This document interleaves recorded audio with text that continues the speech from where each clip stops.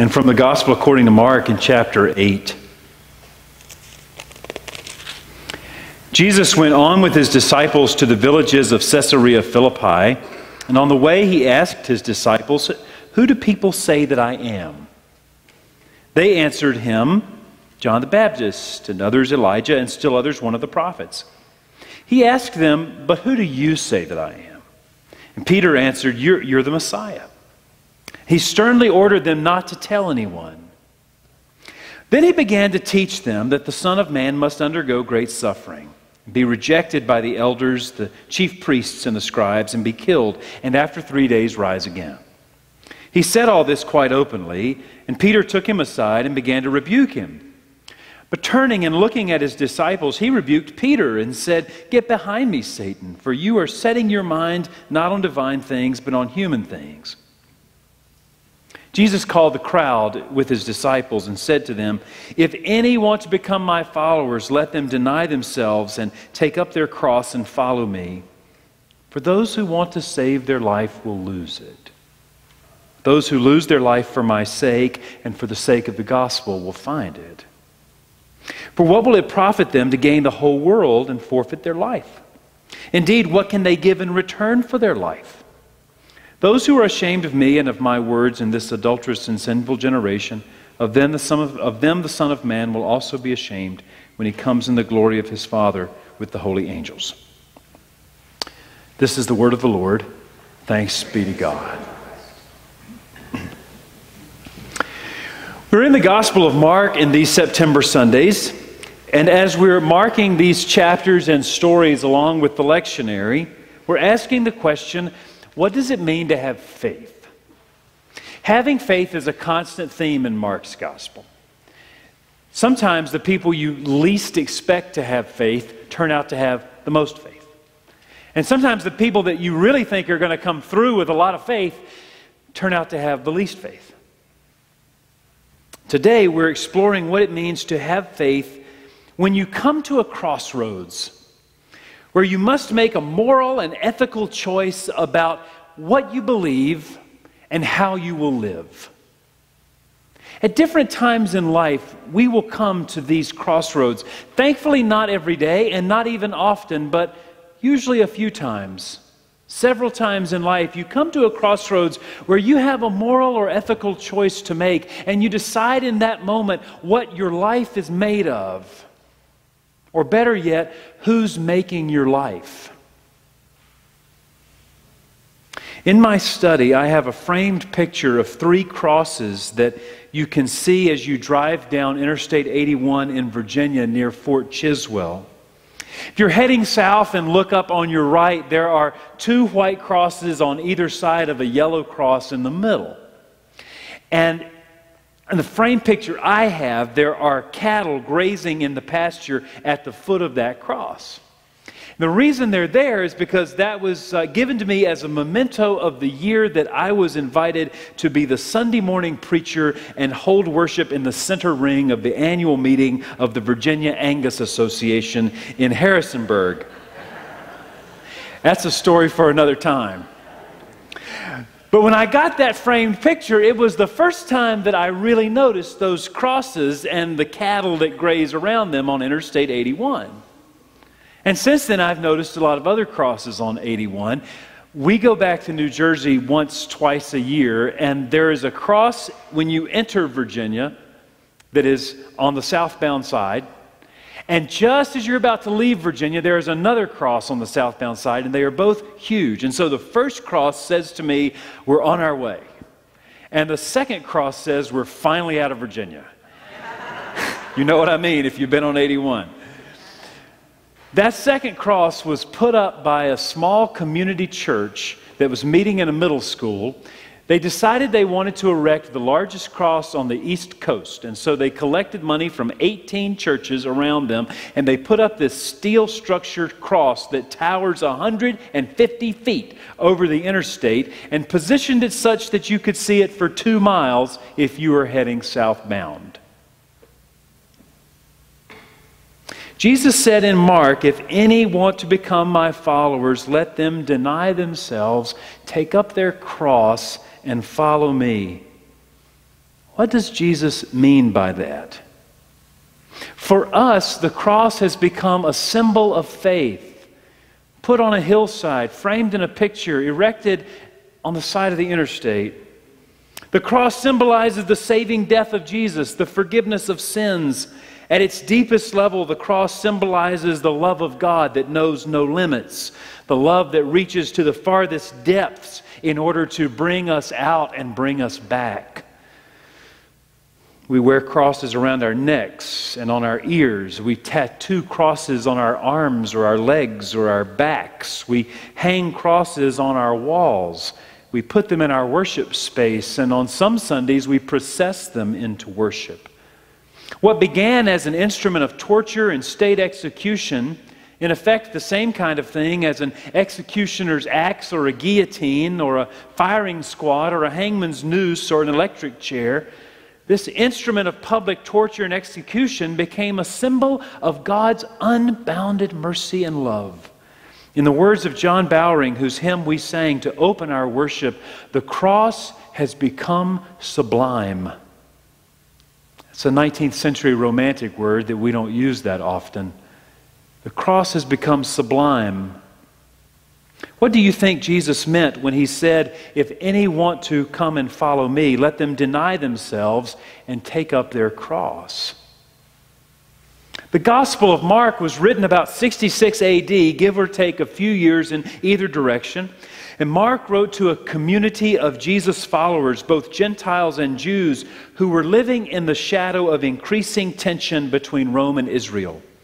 And those tensions would break out into the open in 70 AD, when Rome would destroy the temple and take Jerusalem down block by block to the ground.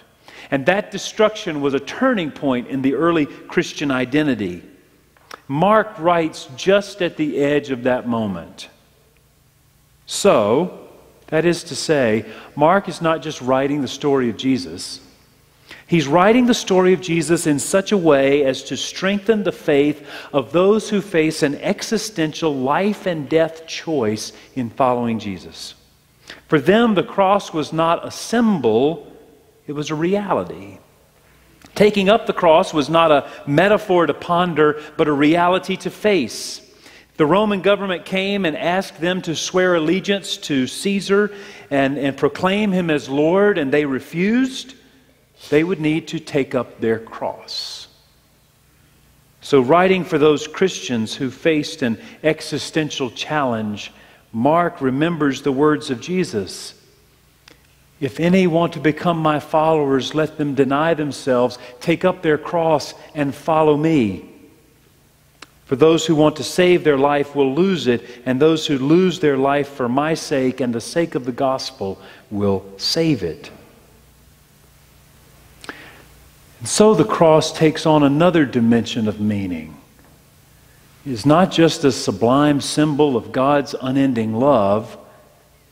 It is also a symbol of God's presence that enables us to find a way that is different in the world, to live by values that are not embodied in the course of normal human affairs. The cross is a symbol of God's presence that empowers and calls us to live rather than just survive, to seek God's will at the expense of saving our own skin if need be. The cross is a symbol of the promise and the hope that through our relationship with Jesus and Jesus' cross, God's perspective on our life and on what it means to live a life that is fulfilling will break through. The Episcopal rector, Edward Stone Gleason, tells the story of a man who came to just such a crossroads unexpectedly one day in his office. For more than a decade, Sam had operated a successful counseling business in a city about the size of Asheville. His contracts were mostly with major corporations that had brought growth and progress to the area, and the counseling center offered services to their clients. The center's contract with each corporation enabled employees to seek help with the guarantee of remaining anonymous. So each time an employee came, Sam would promise them that anything they shared would remain confidential and it would be anonymous. Their employer would never know. Each employee's problems and progress were treated as confidential, and it was well known that their files were for the eyes of the counseling staff only. So one day, the executive vice president of this large firm that was under contract there made an appointment to meet with Sam. To Sam's shock and amazement, the vice president demanded to see the files of the employees. Sam told him politely but firmly, that's impossible. The files are confidential. The vice president's face became red. He spoke loudly and harshly to Sam as he repeatedly insisted that the files about his employees be delivered to him immediately. And Sam continued to refuse. He said, I've given these people my word. I told them it was confidential. Finally, the vice president stood up and moved toward the door. As he touched the doorknob, he turned around and paused and stared at Sam. Very well. Since you insist, tomorrow our legal department will contact you to terminate our contract with you immediately. How many of our employees do you suppose have availed themselves of your services? Is it more than 100? And Sam again reminded him, that's confidential. He said, I've given them my word. I can't tell you. No matter, you won't be seeing them anymore unless you give me their files right now, and I mean right now. Sam had a vision of his counseling practice collapsing. He also had a vision of his personal finances in a pile of rubble. And then he addressed the executive in as measured a voice as he could muster.